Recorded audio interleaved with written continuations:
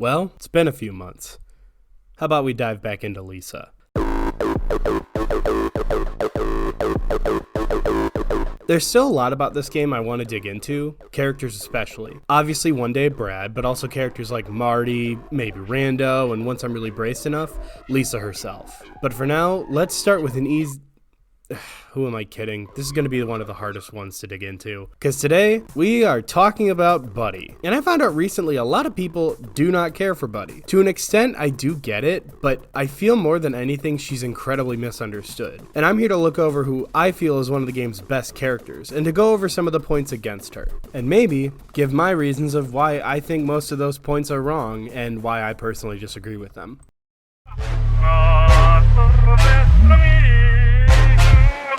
I'm going to assume if you're watching this, you at least have a gist of Lisa's plot, at least the painful and hopefully the joyful. But if you need a refresh, Buddy is Brad's adopted daughter, last known woman and carrier of much baggage. Seriously, I don't think people realize she's got just as much pent-up trauma as Brad with like a third of the age. Buddy's story has her leaving on her own to take out the world's leaders, going on a downward spiral until she can either break her own toxic cycle or join it. We're gonna get into the complicated parts as we go, but that's the main gist. But first, I do want to acknowledge very obvious points against her that I do agree with. Her arc is a bit rushed. See, in Lisa the Painful, Buddy is mostly used for Brad's development, and eventually used to hit him hard with the consequences of his actions. Then in Joyful, while we do follow her, after the halfway point, she doesn't really have anyone to talk to, so a lot of her thoughts and feelings are only shown through the occasional hallucination. Also, biggest of all, in Joyful's climax, she has to share the spotlight with both Buzzo and Dr. Yato. Buzzo, though I like his arc, really has trouble fitting himself into the story, especially since all of it is at the end. He's Brad's problem, so it's weird that Buddy has to clean it up, especially with what's going on in Joyful, but I'll get to that later. And I will say straight up, I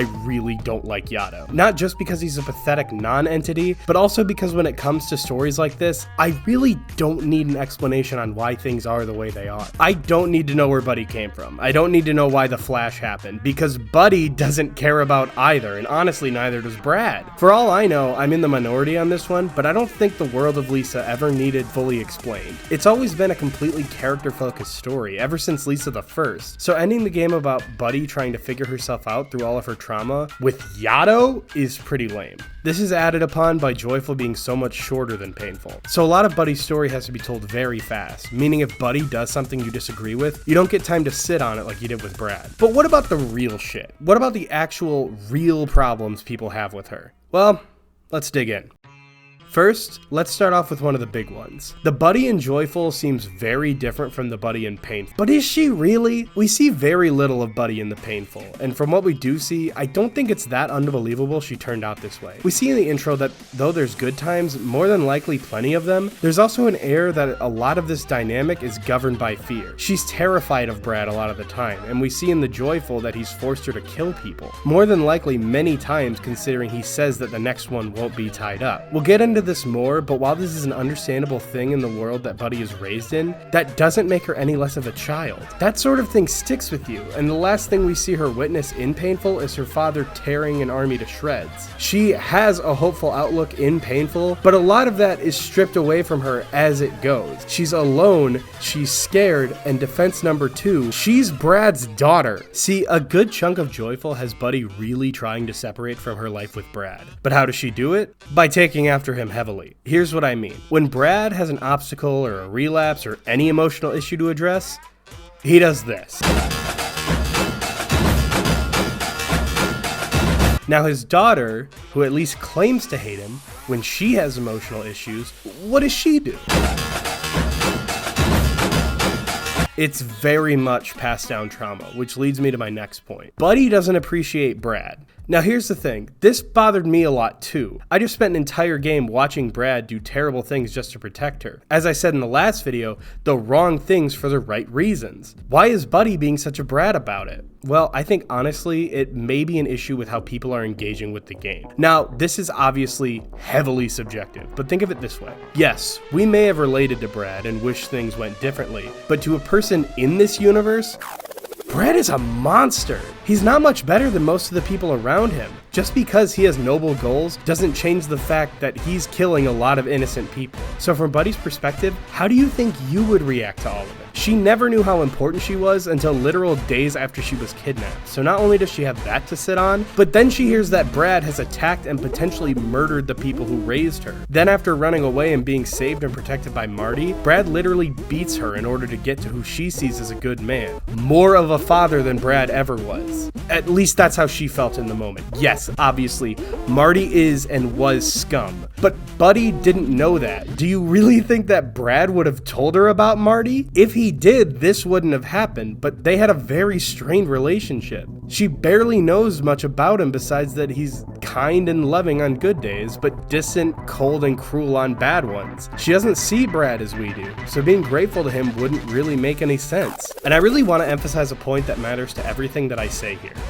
Buddy is a child. Her age is never given, but she literally can't be more than 11. Not that it excuses the horrible things she does, but it does help explain a lot more of her mindset. Not only does she take after Brad in terms of constant violence, but she also takes after him in how her trauma defines who she is. A lot of people complain that she's too edgy as a character, and while I can kinda see where that comes from, to me it just seemed like a kid too afraid to let anyone in a world where she's under threat from all sides. The only person who she's even kind of close with and joyful is Rando, who not only could die at any moment like everyone else she was close with, but despite being so kind, he still wants her to repopulate humanity. This is not only an insane ask for a child her age, but also very easily could seem like a threat to someone like Buddy. Yeah, he's an ally now, but what will happen if she refuses for long enough? When Joyful starts, she's already battered and broken by the few days she spent out in the world, so it makes sense that her outlook would be so jaded and so vicious. This naturally leads into her killing the warlord. The more powerful she is and the more bodies she stacks up, the less likely it is that she'll ever become a victim. The reason I think people don't see her in a similar light to Brad is that Brad has the excuse of a positive goal. Brad wants to save his daughter, while Buddy wants to get everyone out of her way. Not only that, but instead of constant wacky party members, you just have Rando for a short time, who's constantly reminding you of just how awful the situation is until he eventually leaves. This is, I think, the biggest hang up people have. Rando is not only her adoptive brother, but also the one sign of moral good that Lisa has. So to see him shit on and disgraceful is very hurtful. Wait, that's the wrong footage.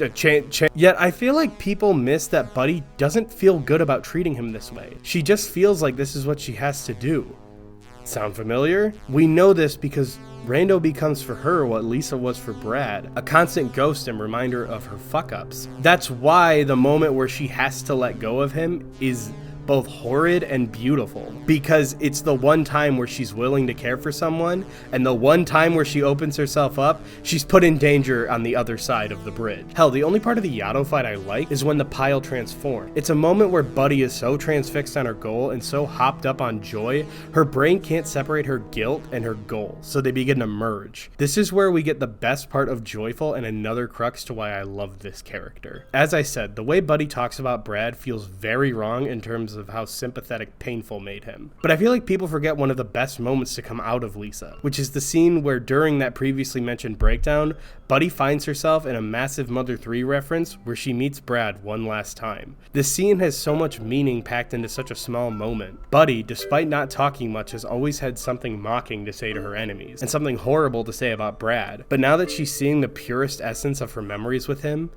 she's got nothing left to say, and the game takes over. We see how truly hard it must have been for Buddy. We already saw how her home life was decently abusive, but we see that Brad doesn't even let her call him dad. When I first played Painful, I thought she called him Brad because she was his adopted daughter, but she doesn't know what the word adopted means. Despite the obvious care we see in Brad, this scene shows just how distant Brad was from Buddy. But we also get glimpses of those good times. How she got her name, how Brad excitedly would take her out in her mask, and eventually, just how much Buddy meant to him. Through all of it, the abuse, the addiction, the pain, she's finally able to see past her trauma and take a hold of those positive memories. With these, I feel like Buddy has finally accepted how she wants to remember Brad and is able to move on. This is again where I feel like Joyful fumbles, because after this, you have to finish with Yato, and then the actual final boss is Buzzo, where we learn his backstory more. My issue is that while the fight is great, I think it should have come before the Brad fight, because this is more of Buddy dealing with Brad's problems, which shouldn't be something that she has to do after the scenes where she accepted his his memory.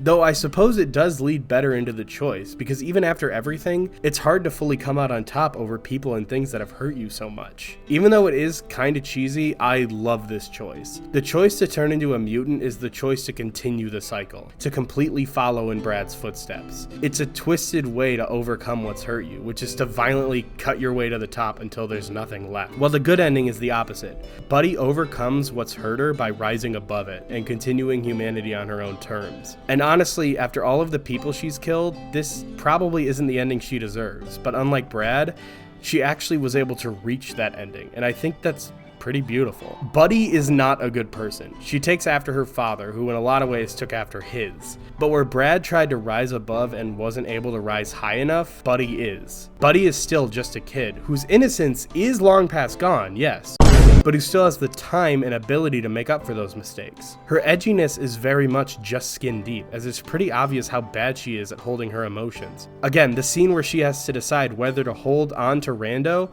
or get assaulted. If Buddy was who she acted like, it wouldn't be a choice. She would drop him immediately. But there's decent hesitation. There's never a moment for me where she doesn't feel like a child thrust into a world that she never asked for and that she would never be ready for. Though I do see why Brad was the way he was, I can also see how badly that hurt someone like Buddy in the long run, especially in these circumstances. I don't aim to change anyone's mind on Buddy. I just more of wanted to share why I think she's one of the best characters in the game while also showing the parts that hold her back. I do think that her story could have used a longer game with more focus, but in what we've got, I think she's impressively fleshed out. Her story is about falling down in the same way as her father, but instead of being stuck in her ways, she rises above it and comes to terms with who she is and how she feels about the people around her. And I think that's a lot more interesting than the edgy, bratty kid that people see her as. Thank you for hearing me out.